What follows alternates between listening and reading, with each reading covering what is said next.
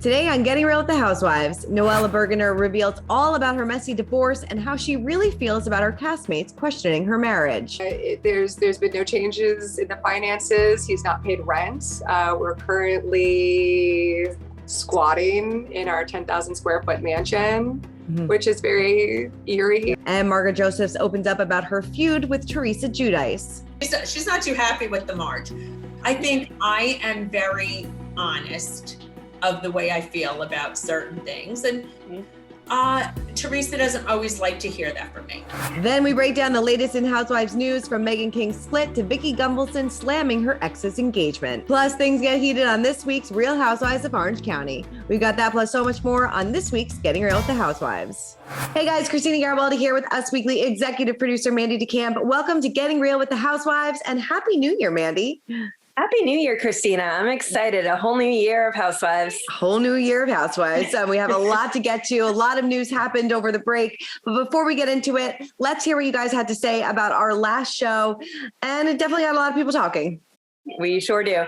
Rob wrote in and said that man had a whole other life, and Noella was so enamored with her lifestyle that she chose not to pay attention and turn a blind eye. She walked into the situation.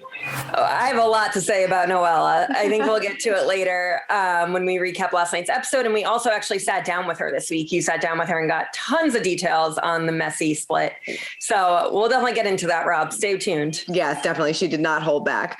And then we heard from Katie, who said, Mary is so weird. Why doesn't anyone address this? She lies, never makes any sense, and for no reason, just likes or doesn't like you. Guess it depends on the day she's having. So instead, everyone is scared of her. I don't understand it. If she's that volatile, she shouldn't be on the show. I kind of agree. I mean, it seems like the elephant in the room. Like nobody's really like calling out Mary for her behavior.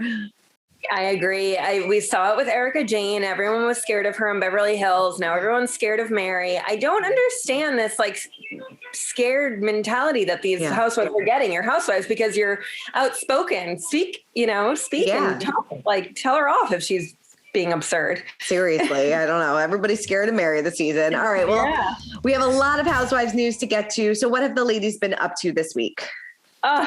All right, so in case you missed it over the holidays, Meghan King has split with Cuff Owens. Big surprise. Okay. So she shut down some advice that she's received about how to deal with the breakup. She took to social media to share a glimpse of her yoga routine in an Instagram video that she posted this Monday. She said, warrior your way through your first day back to real life in 2022. It's going to be okay. We will do this even if we look or feel silly at times, and even if the world is watching. We are this together. I love you. Okay, so some of King's fans were quick to point out in the comments section that they didn't expect her to be so candid following her breakup. One social media user replied, so many people made so many mean comments towards you. In 2022, work on being kind, folks. We are all doing our best to figure this thing called life out. Wishing you and your family all the best, Meghan. That's very sweet. That is very sweet. Nice comment. King, for her part, shut down the criticism, asking, how about I decide what's good for me and you follow along or you don't? Makes sense. Yeah. So the Real Housewives of Orange County alums comments come shortly after she confirmed that they called it quits. On December 27th, she confirmed the news saying, I am rattled. The situation is profoundly devastating. This is obviously not what I imagined when I made my vows. And I'm shocked and saddened by the way things turned out.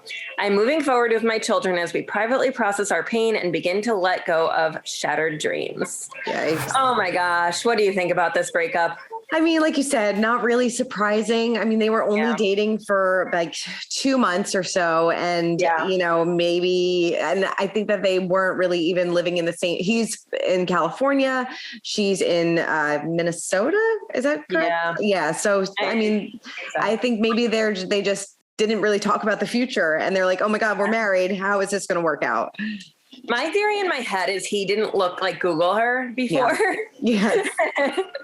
And then when he starts seeing all these sites picking up their wedding, and that's when he starts to Google. That's my personal theory. There's no truth to that, but I don't know. I just feel like he didn't really like research her. No, I don't think so. And he probably didn't think that his whole marriage, his whole life would be all over social media. Yeah. And, it would be this big fanfare type of thing. And, maybe this was just not he did not want to live the public life, I guess. Yeah. But if Bravo's not calling her right now and saying we need you on next season, then they're making a big mistake. I would love to see her on next season. And I would think that she might be a little bit open about what happened if she was. I 100% count me in. She needs to be back on the show. Definitely. All right. Let's talk about some other messy situations. And we have to talk about Vicki Gunvalson and Steve Lodge, because this was a little surprising. So Steve, Vicki's ex-fiance, announced that he was engaged to Janice Carlson, and Vicki shortly after had to get something off her chest about him and told us that Steve is a fame whore and is all about staying relative. She said, I've gone out with some friends, but have no desire to do what he's doing. Marriage is a sacred thing. Now, 3 months after his split from Vicki, Steve confirmed to us that he was engaged, saying, we are completely head over heels in love and can't wait to be husband and wife. Janice is a beautiful person inside and out. We have incredible chemistry. We're very compatible, emotionally connected, and have mutual respect for each other. We are equally yoked and look forward to happiness. I can't handle the word yoked. I cannot. Who uses that? It's so weird. He proposed to Carlson 1 month prior in December and noted that the couple are excited for their wedding ceremony in April. Oh, poor Vicki. Oh my gosh. This was surprising to me. Yes. Because I actually, watching the show, I didn't realize Steve was a fame whore, or as Vicki says. I thought he didn't really like being on the show, to be honest. Yeah. But I cannot believe he moved on that quickly. Clearly they were done for a while. For a long time. Or you would think, or unless he was just having another relationship while he was with Vicki. But, he was mentally done, I think. Yeah, he was mentally done with this relationship. Yeah. You feel bad for Vicki, because I'm sure it's not only heartbreaking, I'm sure she feels probably embarrassed by this whole situation too, because she's not really, doesn't have the best track record. No, I know. Poor Vicki. Hopefully 2022 brings her a new relationship and she can meet a good guy. I hope so. In other engagement news, we got to get to Tom DAgostino and Danielle Rollins got engaged on Friday, December 31st, 5 years after he married Luann de Lesseps on New Year's Eve. Oh my God. Now, why he would pick New Year's Eve again, I don't know. So wrong. So wrong. 364 other days of the year. So she posted a picture holding hands with him and said, woke up like this. And the interior designer was, of course, wearing a ring featuring a large sapphire surrounded by smaller diamonds on her left hand in the snap. So not only was it the same day that he and Luann got married, but it was the same city that he got married in. So he proposed to Rollins in Palm Beach, Florida, same place they got married. Just why? Just rewriting history, I guess. I know. Also, I see that Luann's celebrating somewhere on a beach right now for New Year's. So I wonder if it was Palm Beach. Maybe Palm Beach. Hey, well, Luann looks amazing. Those abs, she looks so good. And I'm sure she's not even thinking about Tom anymore. But I want to try her fosé too, her fake rosé. Yeah, seriously. Well, I wonder if it would be really wrong if Tom decided to get married at the Breakers, because that's where they got married in Palm Beach. But who knows? Maybe it'll be at the Regency. I would love a Regency wedding. Love it. All right. Well, following the death of her husband, Nene Leakes is dating Neon Celestio. I'm sorry if I said that wrong. A source exclusively told Us Weekly. She hosted a lavish New Year's Eve bash at the Lynthia Lounge, and in photos posted to her Instagram, she rang in the new year with her new man, among others, at this glamorous party. The Real Housewives of Atlanta alum's new romance comes just 3 months after her husband Greg died at the age of 66 following his battle with stage 3 colon cancer. Now, according to a source, Peter Thomas, who was once married to Nene's former co-star Cynthia Bailey, made the introduction between the reality star and her new man. Now, he was originally born in Liberia and is the owner of a men's couture suit company called Neoni Couture. So what do we think about Nene kind of moving on pretty quickly?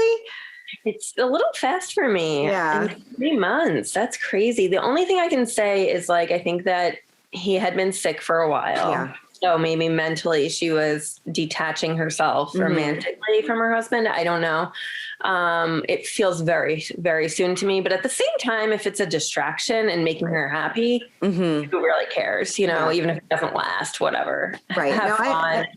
and get distracted. No, totally. I agree with you. It seemed like 3 months was a little quick, but like you said, if it makes her happy, it's a good distraction, then good for NeNe. And, hopefully she finds some happiness, because definitely a sad time.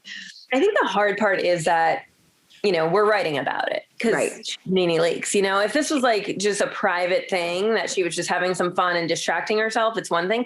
Now it's in writing. Now it's all over the internet. It's like, that's when it becomes a little strange. Totally. But she's not hiding it though. She is posting pictures with him. So she is kind of, promoting this relationship and putting it out there. So I guess, good for NeNe. Yeah. All right. We got to get to this week's episode of OC. It was a doozy. A doozy. I am a fan of these new Housewives. That was good casting by Bravo. It really was. Like, sometimes it takes you a while to kind of get invested in these new Housewives stories, but I feel like right off the bat, I'm like, okay, I'm into this. Yeah. Yeah. So first, Shannon apologized to Heather, which we saw at the end of the last episode. And then it continued in this episode.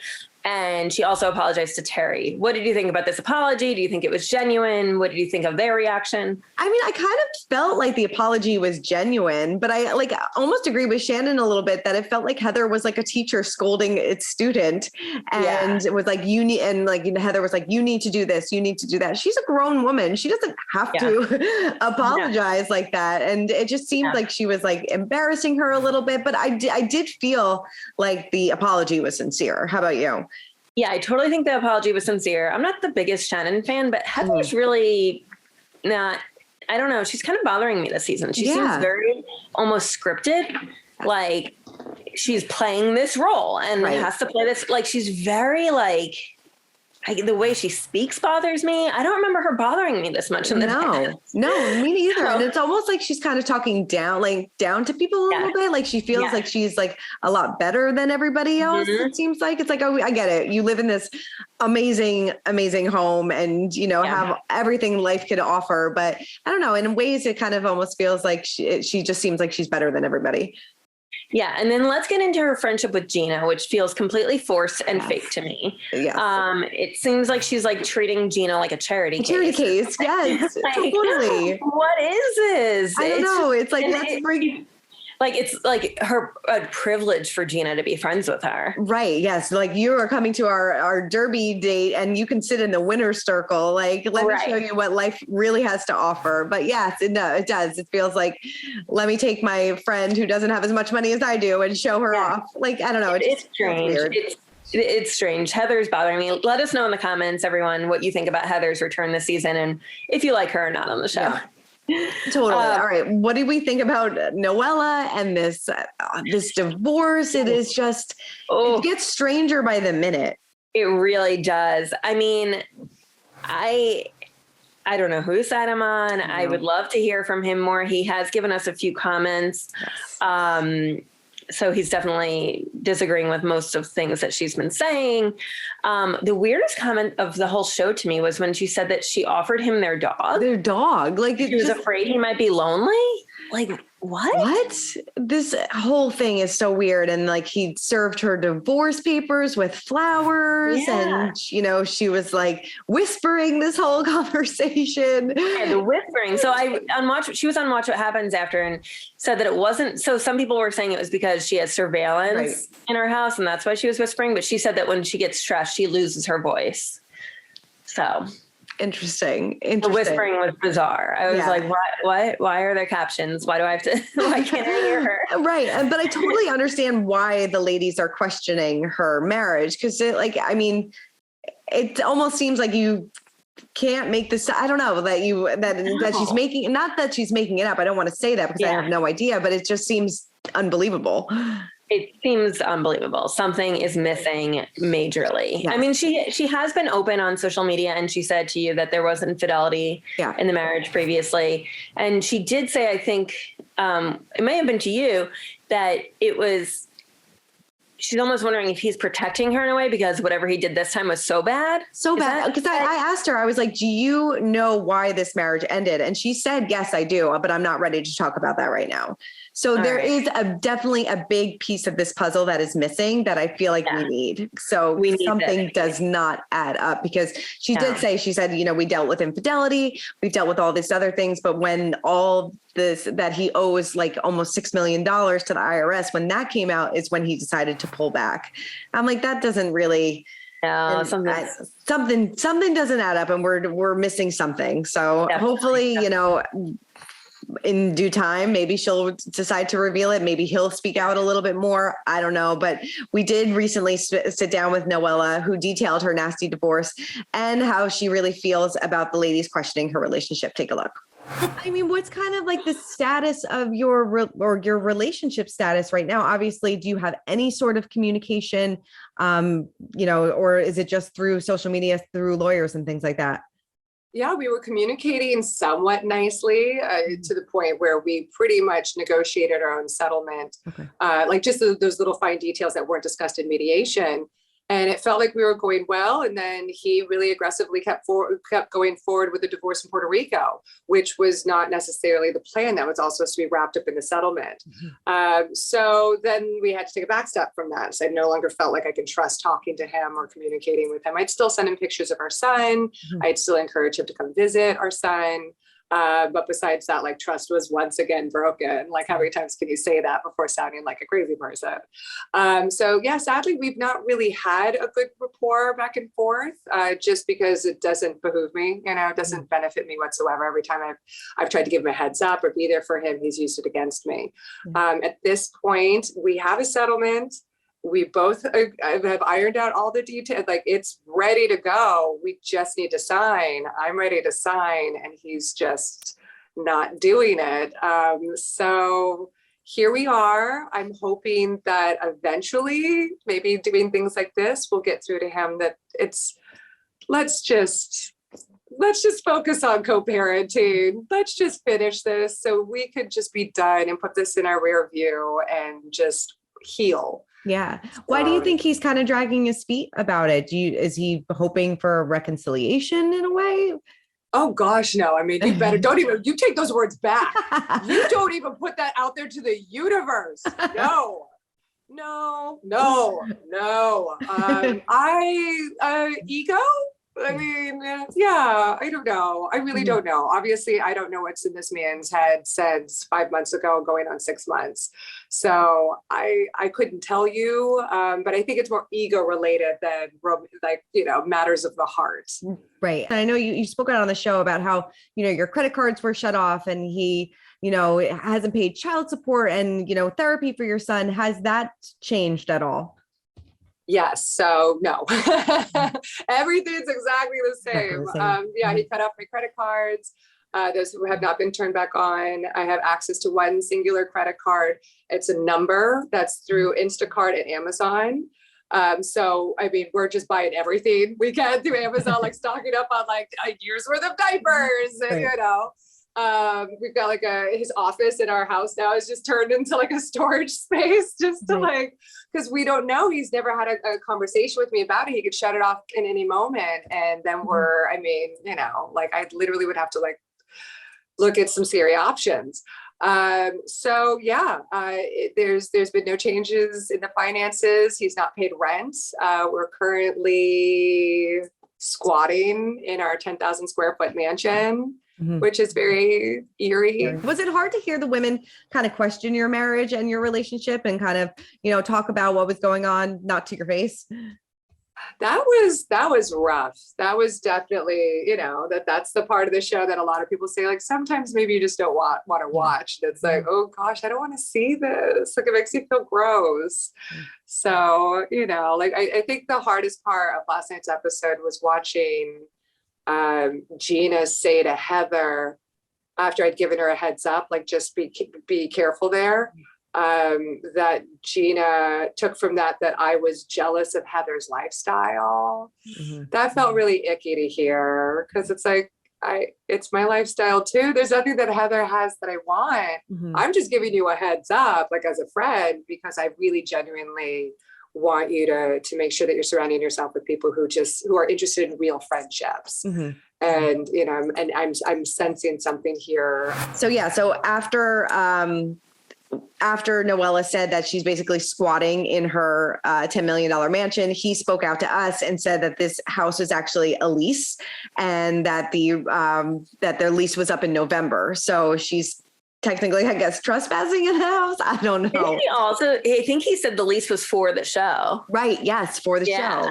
Yeah. And she said that, like, he was totally on board with the show in the beginning, but then when kind of his secrets kind of started coming out, that's when he retreated as well. I don't know. Something weird is going on here. We need some receipts. Like, I need to see like the contract for the lease to show me that it was up. Like, I need to see these documents.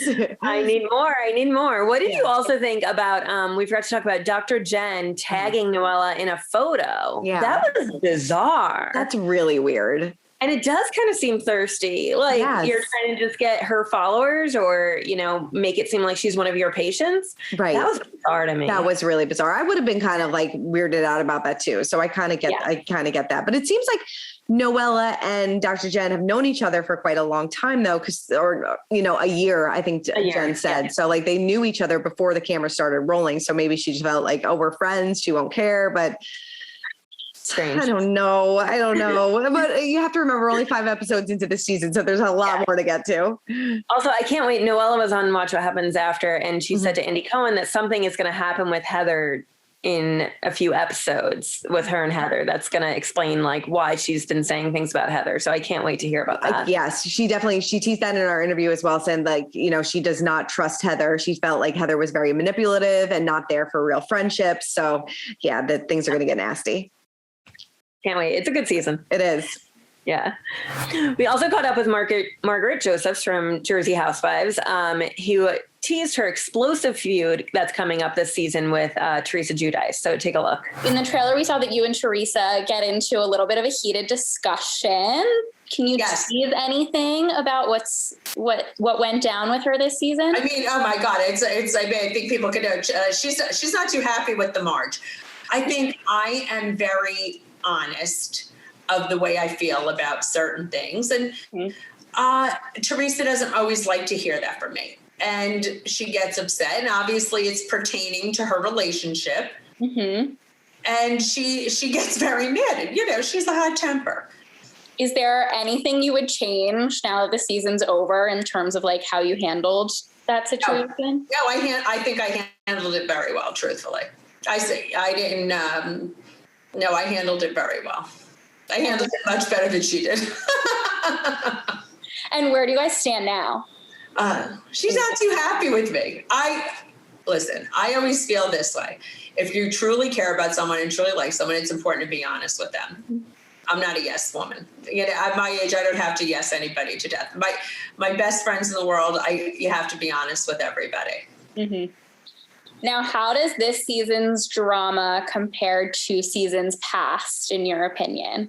This one might be more dramatic. I mean, granted, the hair pull season was very dramatic, but this time I think we have much closer relationships that have drama in them. So I think this season is maybe the most dramatic. Now, the trailer obviously gives a tease of like a little bit of everything, but is there anything that didn't make it into the trailer that you think that you're excited for fans to see play out?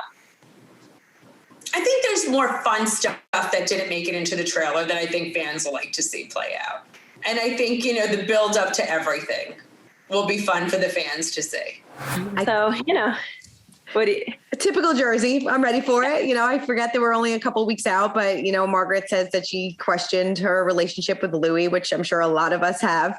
But she's the one that kind of spoke out about it. And it seems like things are still not on the best of terms between the two of them.